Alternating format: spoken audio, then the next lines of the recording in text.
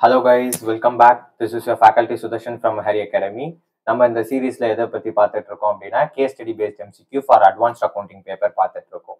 நம்ம இந்த வீடியோல எதை பத்தி பார்க்க போறோம் அப்படின்னா case scenario 11 and third question for buyback case study பார்க்க போறோம். இதுல என்ன கொடுத்துருக்காங்க அப்படின்றத படிக்கலாம். சூப்பர் லிமிடெட் மேனுஃபேக்சரிங் கம்பெனியோட பேலன்ஸ் ஷீட் கொடுத்துருக்காங்க. கொஸ்டின்ல என்ன கேட்கறாங்கன்னு ஃபர்ஸ்ட் பார்க்கலாம்.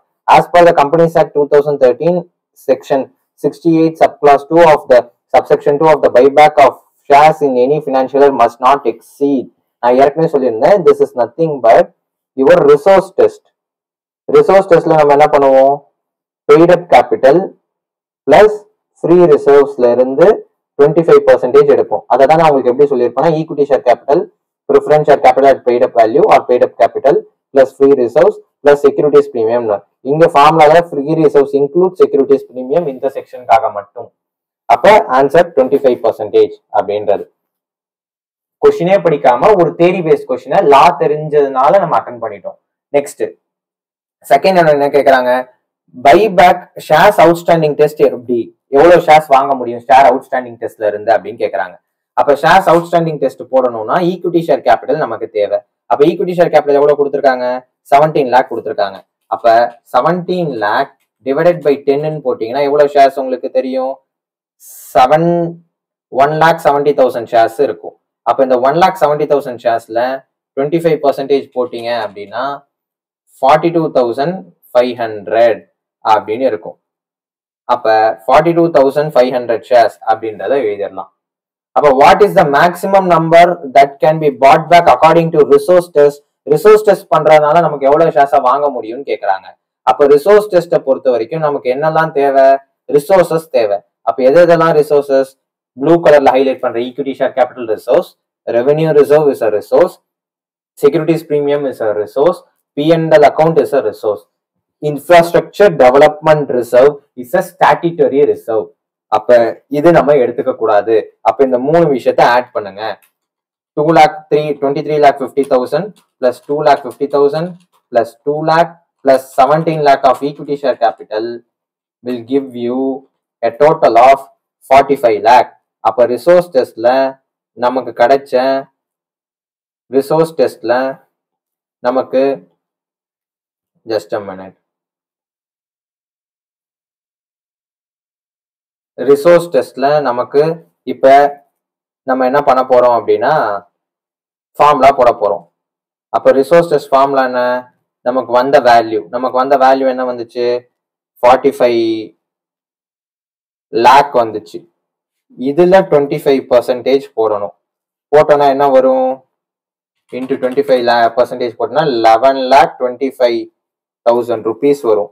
இந்த 11,25,000 rupeesல டிவைடட் பை பைபேக் பிரைஸ் போடணும். அப்ப இப்பதான் போய் பைபேக் பிரைஸை செக் பண்றோம். என்ன கொடுத்துருக்காங்க, buyback 35,000 plans to buyback 35,000 equity shares of ₹10 each fully paid up on April 1, 2024 at ₹30 per share அப்படின்னு சொல்லியிருக்காங்க. அப்ப at ₹30 per share அப்படின்னா என்னன்னா டிவைடட் பை 13 போடணும். அப்ப டிவைடட் பை 13 போட்டீங்கன்னா இங்க நம்ம வேல்யூ மூலியமா ஷேர்ஸை ரெஸ்ட்ரிக்ட் பண்றோம். அப்ப 37,500 ஷேர்ஸ் வாங்க முடியும். அப்ப 37,500 option C is your answer. Dead equity ratio test மூலியமா எவ்வளவு மேக்ஸிமம் நம்பர் வாங்க முடியும்னு கேக்குறாங்க. அப்ப டெட் ஈக்விட்டி ரேஷியோ டெஸ்ட்ல நமக்கு ஈக்விட்டின்றது is nothing but this resources of 45 lakh. அப்ப பிரசன்ட் ஈக்விட்டி எவ்வளவு இருக்கு, 45 lakh இருக்கு. அப்ப டெட்டுக்கு நான் என்ன பண்ணணும்னு சொல்லியிருக்கேன், அப்ப டெட் எவ்வளவு இருக்குன்னு கண்டுபிடிக்கணும். இந்த கொஸ்டின்ல டெட்டை பொறுத்த வரைக்கும் both secured as well as unsecured, current லயபிலிட்டியும் எடுத்துக்கணும், நான் கரண்ட் லயபிலிட்டி ரெண்டு லயபிலிட்டியுமே எடுத்துக்கணும். செக்யூர்ட் லோனா இருக்கட்டும், long term, all the dept will become dept under buyback chapter. அப்ப 38 lakh பிளஸ் 8,50,000 ஈஸி தானே, 46,50,000ல. அப்ப 46,60,000 இருக்கும். அந்த 46,50,000 டிவைடட் பை 2 போடுங்க. டிவைடட் பை 2 போட்டீங்கன்னா minimum equity to be maintain தெரியும். அப்ப மினிமம் ஈக்விட்டி எவ்வளவு மெயின்டைன் பண்ணணும், 23,25,000 மெயின்டைன் பண்ணணும். அப்ப இதை ரிமூவ் பண்ணிட்டீங்க அப்படின்னா -45 lakh ரிமூவ் பண்ணிட்டீங்க அப்படின்னா யூ வில் கெட் 21,75,000 வரைக்கும் நம்ம அமௌண்ட்டை யூட்டிலைஸ் பண்ணி பைபேக் பண்ணலாம். ஆனா எல்லா அமௌண்ட்டும் ஈக்விட்டி ஷேர் கேபிட்டல் பை பண்றதுக்காக யூஸ் பண்ணக்கூடாது. எதை யூஸ் பண்ணணும் அப்படின்னா இதுல 2 கிரியேட் பண்ணணும். சிஆர்ஆரும் இதே அமௌண்ட் குள்ளே கிரியேட் பண்ணணும், அதே டைம்ல ரிடம்ஷன் வேல்யூவும் இதுக்குள்ளே கிரியேட் பண்ணணும். அப்ப நமக்கு இங்க தேவை எவ்வளவு ஷேர்ஸ் வாங்கலாம்னு கேட்கறாங்க. அதுக்குதான் நான் ஒரு சின்ன ஷார்ட்கட் உங்களுக்கு சொல்லி கொடுத்தேன். எம்சிக்யூ பர்பஸ்க்காக 21,75,000 டிவைடட் பை பைபேக் பிரைஸ் எடுத்துக்கோங்க பிளஸ் ஃபேஸ் வேல்யூ எடுத்துக்கோங்க.